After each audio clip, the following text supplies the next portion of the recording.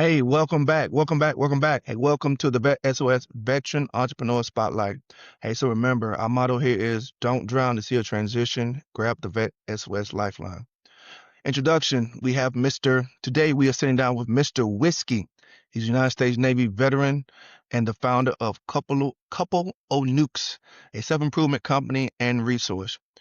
Through this, he has become a podcaster. He's an author, speaker, also tells jokes as a comedian, preacher, and entrepreneur whose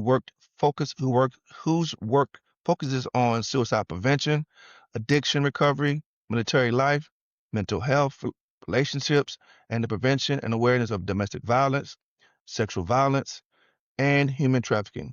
The mission is simple: protect, provide, and serve.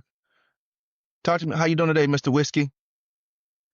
So far, so good. It's, 4:40 in the morning here in Japan, so bright and early. I know, right? Hey, so I want to get hop into the interview, man. So a lot of veterans walk away from the military thinking they know exactly what's to come next, and then reality kind of shows up. When you're looking back on your own transition, what surprised you the most about civilian life that nobody really prepared you for? What I experience and a lot of veterans experience, especially ones who don't have the proper preparation or plan, is you end up jumping around a couple different civilian jobs. Mm-hmm. I think one of the things that we don't do that well in the military is proper career transition planning. You have someone who is assigned to that role, you meet with them, they just check off a checkbox saying that they met with you, and they didn't actually do the work of making sure you're prepared. And you, as the veteran, oftentimes you're like, hey, I just want to get out. I don't care what I do. I rather work Yeah. at any, I won't name drop brands, but I'd rather work as a store clerk or at the fast food restaurant than be in the military, might be your mindset, or I'm just going to figure it out. Some Mm-hmm. people had the mindset, oh, I'm military, so I can do anything. But a lot of times our resumes for the military don't transition over. And a lot of times being military isn't enough. Sometimes you have to actually qualify beyond that. And I think a lot of veterans that I've seen have gotten into that trap of thinking, hey, I'm just going to figure it out or I'm not going to plan. And they end up jumping around different jobs, which puts financial stress on them, mental health and identity stress on them. And that can make the transition fall apart pretty fast. Absolutely, man. Absolutely. So you talk about a lot. Now in your transition, what were some of the big lessons that transition taught you about yourself, both professionally and personally? For me, one of the big things that I have observed and something that was a part of my journey as well is, of course, identity, where the military then falls into your new identity in life. What role and significance is it going to play? And this part in particular can be what traps people in a former identity or in a feeling of not fitting in with their new identity. And for me, creating a company and a purpose that was military adjacent was actually a little bit tricky in a sense that I needed to figure out the proper balance of, hey, I was in the military, it's part of my story, but it's not my identity for life. And making that known to others, because many people, once they hear you're military, that's all they want to know you for. That's all they want to identify you as, whether they're a potential client, a business partner, a family member. And it's really developing that identity to be something that has the military in it as part of it, but isn't the whole story, and really getting that to be both personal and public. Got you. And so I guess I would ask, during that moment, during that transition, when did you realize going into the entrepreneur route, when did you realize it's gonna be harder than you thought it was gonna be? It was never my intention to be an entrepreneur. That kind of happened. And so there's been a lot of learning curves and, journeys and hardships. One of the biggest mistakes that I've made was not researching first, just jumping into entrepreneurism. First thing that I saw on the internet when I did research, I was hot to trot to just get into this entrepreneurism life. There are a lot of costs and fees that I paid that are waived for veterans in particular, So not Mhm. researching how is it different being a veteran entrepreneur versus a civilian one when it comes to certain monetary benefits or paperwork being waived or what other, entitlements or benefits it may be, whether that's VA side or government civilian side, and then also just doing the research to the depth of not paying for stuff I don't have to or getting multiple tools when there was one tool for it, whether that was digital software or maybe different contracts with businesses. So when I kind of realized that I had made mistakes through not researching, I realized how much more depth there was to a lot of the stuff I was doing, depth that could have saved me. I still performed well with what I did, but realizing, entrepreneurism is just taking an idea and running with it, but it's actually better if you slow down. One of the issues our society is facing right now is we believe that the output rate of our work is more important than the work itself. If I can, pump out more books or get my company Mhm. launched sooner, we always say sooner is better. But saying from the military, from the Navy in particular, that I actually really like is slow is smooth and smooth is fast. That first time quality impression is very important. Absolutely. So now take me back to the beginning. I mean, what was happening in your life when you decided to come up with this idea? When it showed up that maybe you should be building some of your own and going to the entrepreneur route? For me, it was about a lot of things. Number one, most military members become entrepreneurs because they do not like working for someone else after years of working for other people, oftentimes True. toxic leadership, leadership that is very controlling more than a civilian job. There are many restraints to the military life Uh-huh. and role that you don't have with a civilian job. So a lot of them become entrepreneurs. A lot of them want to just print t-shirts or make, military branded things. And I think that's one of the biggest mistakes is, you know, just trying to use your military identity to reach the military niche to just push out something that isn't original, is just something that's already made and military branded. It has to serve a bigger purpose and mission in your heart and in the public. And I think, when it comes to entrepreneurism, for me personally, one of the things that drew me to it was the ability to make an impact. In the Yeah. military, there's always people above you, there's always red tape. When you're an entrepreneur, when you speak, how you speak, where you show up to, what time you show up to, with all of that more in your hands and capability, you can create a greater impact. A lot of people that I talked to, I said, "Hey, why did you get out of the military?" It was, I could make more of an impact in a few months as a civilian running my own company than I ever could Mhm. in the military because there was always someone shutting down my ideas or someone telling me no. And Yeah. now I decide yes or no. And so I think that's one of the huge draws of entrepreneurism for military members. Got you. Now most people when they transition out, I mean, they take the safer route, they get a good job, maybe a GS, maybe a contracting job. What was it that made you decide to bet on yourself? For me personally, this was really all God's plan. Mm. Everything that I did was lined up by God. I never expected to be podcasting, to do comedy, to speak on stage in multiple countries. It was basically every time that those opportunities seemed like they were impossible, and I said, "God, you have to take me because I myself and my entrepreneurism can't take me there." He opened those doors. So for me, it has been that alongside with I have seen a bit of the impact, and it can be hard, and I'm sure you understand as a Yeah. podcaster, you see numbers, you don't always see the engagement, you don't always see the result. You Yeah. get these numbers and what does it matter? If, let's say, 100 people listen to this episode, we have no idea, did they smile? Did they cry? Did they laugh? Are they gonna go implement it? So it can be Yeah. very difficult. But the engagement that I have gotten where people said, "This changed my life," or "This changed my perspective," that alone helps boost that spirit of, "Hey, being an entrepreneur is difficult." Number 1, as we all know, it's not financially stable. It can be very tough. Yeah. It can be, Absolutely. responsibilities far back on you. I'm a solopreneur. A lot of entrepreneurs, we're running things by ourselves, or even when we branch out, there's still so much responsibility on us. But when you're Mhm. getting, maybe it's an email, a text message, a phone call, or in-person event where people are telling you the impact that you're making, it makes it worth it. It makes it worth it to see your idea not only doing well, but helping others. And one thing military members, a lot of them don't feel is job work return satisfaction. Some of them feel like, when I was a nuclear operator, a lot of us felt like, what are we doing? We're sitting here watching gauges. We want to be out on the front lines actually doing something. A lot Yep. of us in home port or wherever we're stationed, we feel like a filler role.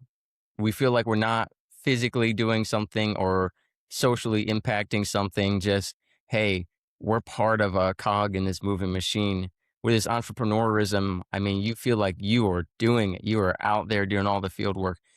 And to clarify, every person in military is important. Yeah. Every part of that system is important. But I understand in our minds how unimportant we can feel. Got you. So now, I mean, you talked about your walk with God, but so now at the time, I don't want to say, but at the time, did you know exactly what you were building, or were you just simply following a feeling that there was something more for you? I would have never expected what I was doing to unfold the way it was. And to give a little more personal context, Hmm. I was podcasting. I was working a blue collar job as a sulfuric utility operator and sulfuric acid utility operator, working on the railroad system, working with chemical plants.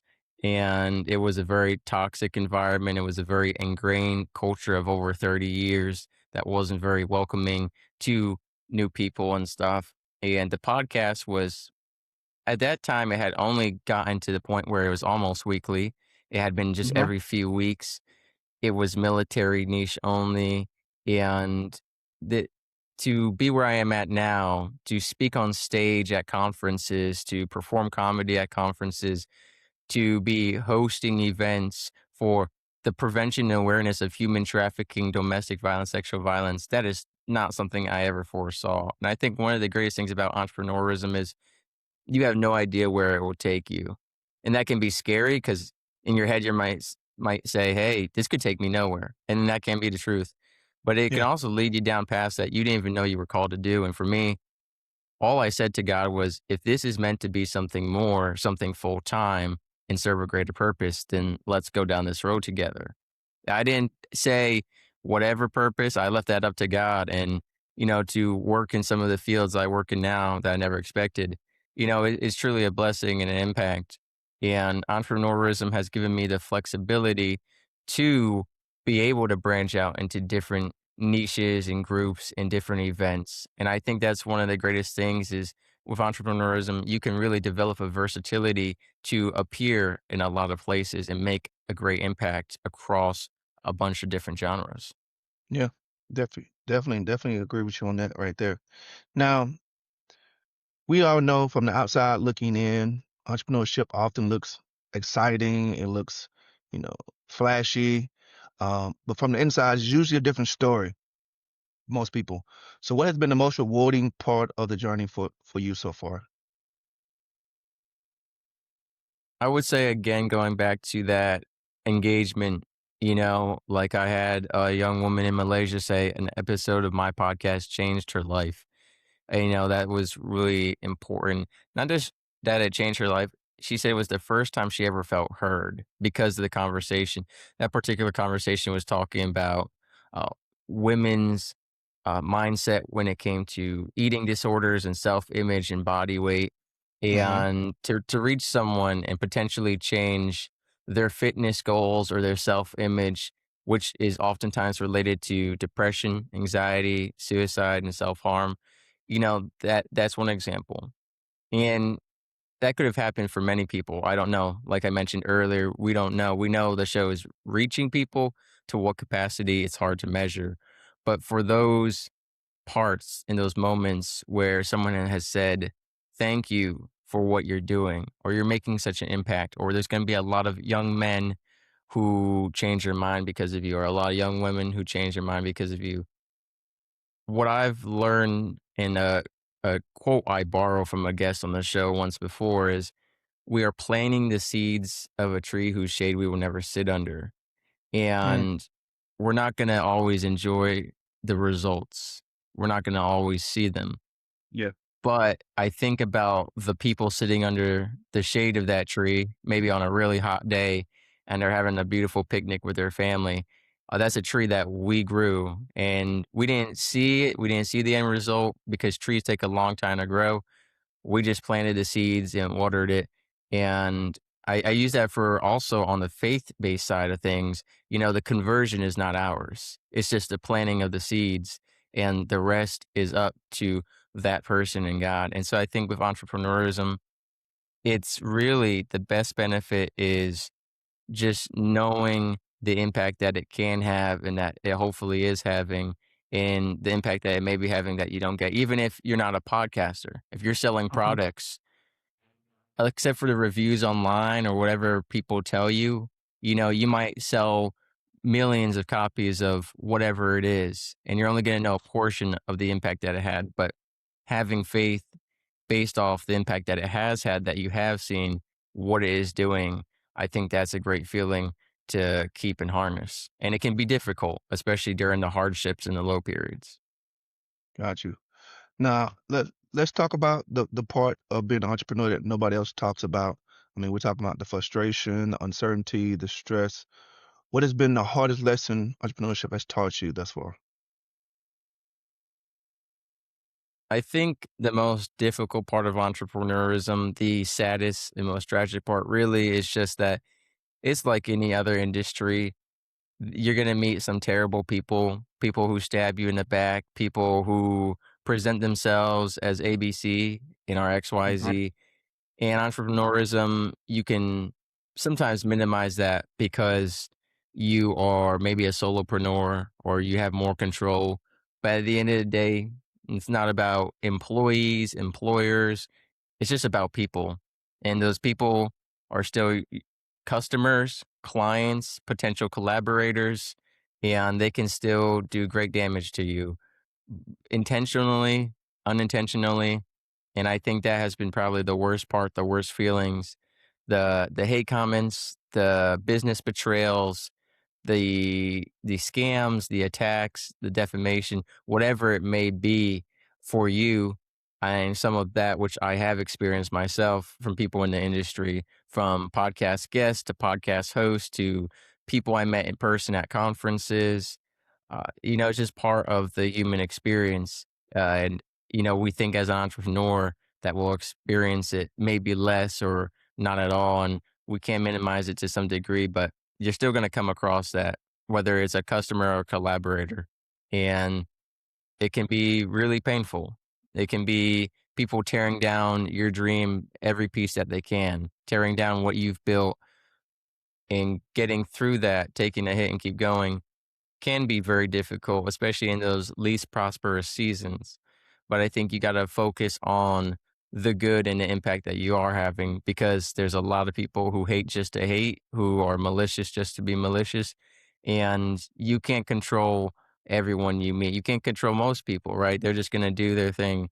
So it's knowing that what you're building, its identity isn't tied to what one person thinks or even a group of people think. It's about what you are doing and what it's meant to serve and how you feel about it. Gotcha. Now, I've noticed for myself as an entrepreneur as well, and others around me, we spend years building a business while the business is simultaneously building us up in a different way. I mean, how has the journey changed you thus far of being an entrepreneur?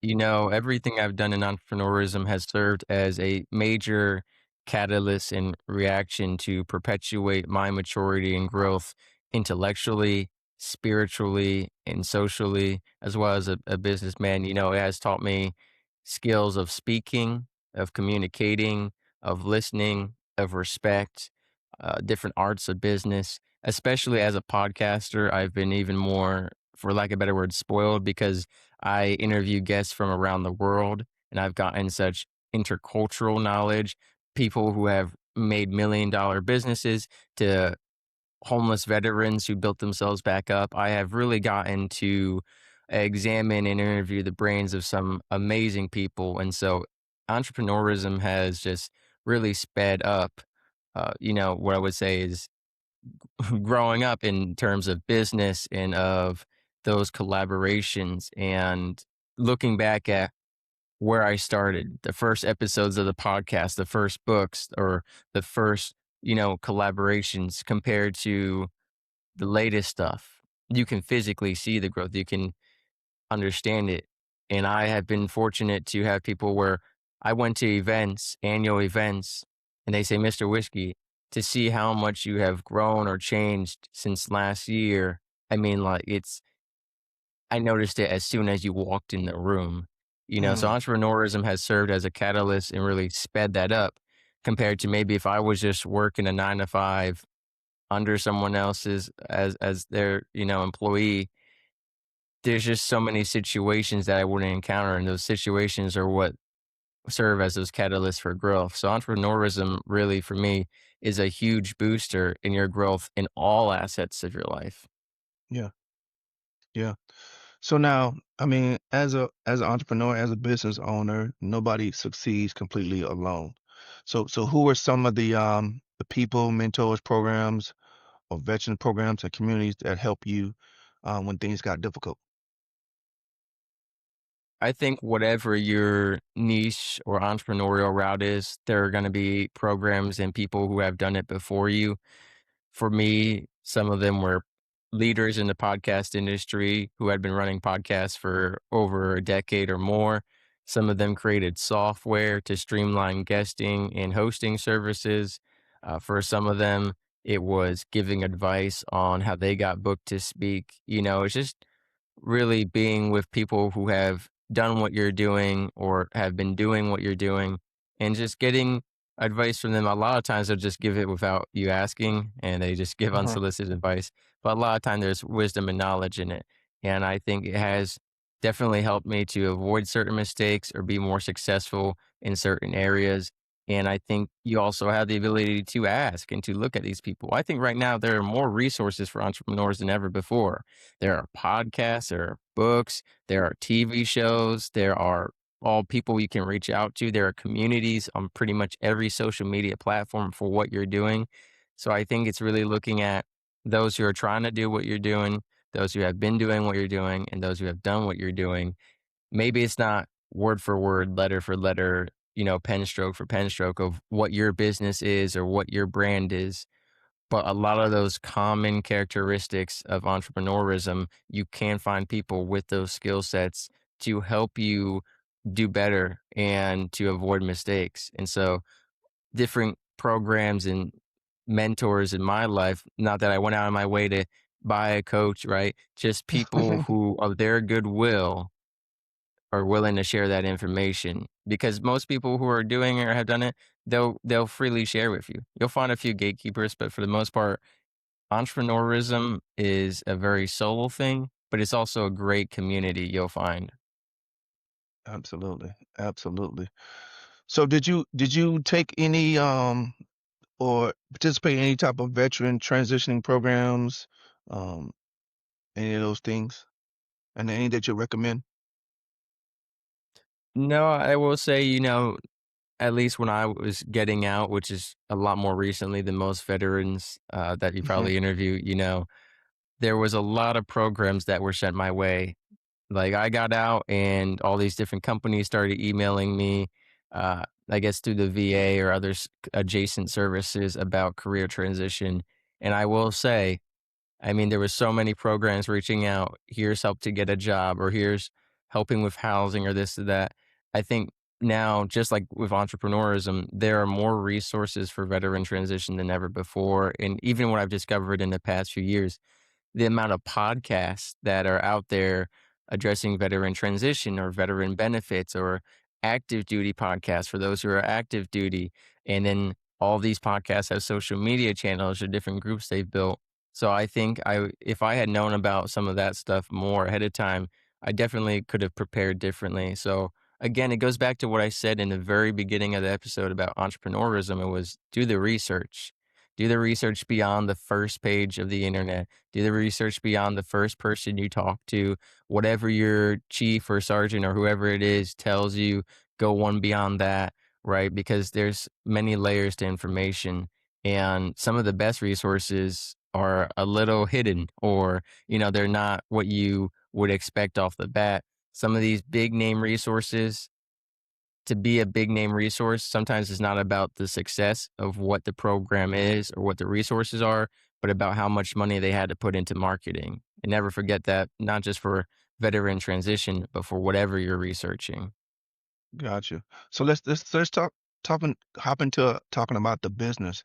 I mean, what kind of business do you have, or problem do you solve for people? Who do you serve, and what makes your company a little bit different than others out there? For sure. So for me, I have multiple income streams set up through podcasting, different ways of monetization through podcasting, through addiction recovery coaching, through writing, through speaking. So a lot of different avenues. For me, I don't want to, talk myself up, but really very authentic connection. Like what makes my company different is it's not that different in the sense that there are a lot of podcasts out there, a lot of podcasts addressing the same subjects that I talk about, many podcasts of which are very solely focused on just a single topic that my show covers. So they might have even more expertise than me or whatever it may be. But I care a lot. You know, I when I interview, my goal is to serve and make an impact. For me, the business comes last. I didn't get into podcasting to be a businessman. I got Mhm. into podcasting to serve, provide, and protect. And, everything else kind of built around that. The income kind of followed that, because I truly believe when you're chasing your dreams, everything will fall into place, right? I didn't chase those things first. I chased having human connection, community first. And so for me, the difference is there's only one Mr. Whiskey, right? When you go, there's other podcasts, right? There's only one of that host. It's about our Yeah. different style, how we show up and present ourselves. That is the difference. Especially nowadays, with AI copy and paste for Mhm. social media clips, for website design. It's about what do you authentically bring to it? Because when everyone has SEO optimization maxed out, when everyone has, AI generated images or AI prompts or everything at the same level of expertise in terms of writing or artwork, it comes down to what makes it different because of you, because of your personality and your, maybe it's charisma, maybe it's knowledge, whatever is unique about you. Couple of Nukes is unique in the sense that it's, Mr. Whiskey and what I do and serve, just like, everything that's part of the veteran S.O.S network is unique because of the host and y'all's approach. So I think Yeah. that's really what it is. Same with any entrepreneurial group, right? Like I mentioned earlier, there are so many different military t-shirt brands you'll find out there. But what is that distinguished style and personality that you have? I think that's what's important. Got you. Now, before we close out, I have one more question. So, if there is a veteran that's listening out there right now and is considering being an entrepreneur, but they keep talking themselves out of it, what piece of advice would you give that person? Of course, I would say do it, take the risk and do it with a plan. Have a plan. It's kind of like those weekend muster debriefs you get in the military. Have a plan. Yeah. If the plan goes wrong, don't be a jerk. Don't add or subtract to the population unless that's the point of your entrepreneurial goal. But I think what it comes down to is a lot of people keep pushing it off. And then because they push it off, they feel like it's too late. And I love a quote I heard once on a podcast guest shared it on my show. And they said, the best time to plant an oak tree was 50 years ago. The second best time is today. A lot of us Yeah. feel like it's too late to start. Man, I wish I had Mhm. started this when I first got out of the military, or I wish I had gotten out at a different time and done this. The time is now because the past is the past. It's gone. The only other time is now. Sure, Yeah. you could wait till the future, but when you get to that moment, you know what you're going to say? I wish I had done it sooner. I'll just keep pushing it off. The time is now. Do the Gotcha. research, pursue that dream, that goal. And I think there shouldn't be any fear. Like I said, there are so many knowledge and resources out there now that there should be no fear. The only thing you really gotta figure out is finances, and nowadays, there are so many tools to help you calculate that, to figure it out, to make it doable. I feel like we really live in an age where there are no more excuses other than whatever, nonsense ones we make up, to be honest. Yeah, Everything can be accounted for and planned out. It's just a matter of do you wanna do it or not. got you. Got you. So for those who are listening and want to connect with you, learn more about your business, support what you're doing, or even connect with you directly, where can they find you? For sure. So if you check out coupleonukes.com, that's COUPLEONUKES, coupleonukes.com. That stems from my time as a nuclear operator in the United States Navy. That website has my podcast, my books, every show I've ever guested on, every guest who's ever been on my podcast, all those episodes and guestings organized into categories so you can find what you need from, again, as we mentioned in the beginning, suicide prevention to addiction recovery to men's mental health to women's health, whatever you need, a treasure trove and plethora of mostly free resources. There's different programs and different courses and just a whole bunch of great content there for you to walk away with your life improved in some kind of facet of knowledge or mindset or lifestyle. And if not for you, knowledge to pass on to someone else, because I believe that's the greatest thing we can do. We are walking libraries. We add knowledge to our collection, whether we use that book of knowledge or pass it on to someone else. That is the power we're being granted and can grant. So coupleonukes.com. You can also find all my social media and ways to contact me on that website as well. Absolutely. So coupleonukes.com. Hey, so thank you, Mr. Whiskey, for joining us on the Vet SOS podcast today. On behalf of the Vet SOS family, we'd like to thank everyone for joining us and listening in today. And you can find the Vet SOS podcast on all your favorite podcast platforms, YouTube, and all social media platforms as well. And when you go on there and find us, make sure you subscribe and follow Vet SOS so you don't miss anything like this amazing interview we just did today. And as our motto always says, remember, don't drown to see a transition. Grab the Vet SOS Lifeline.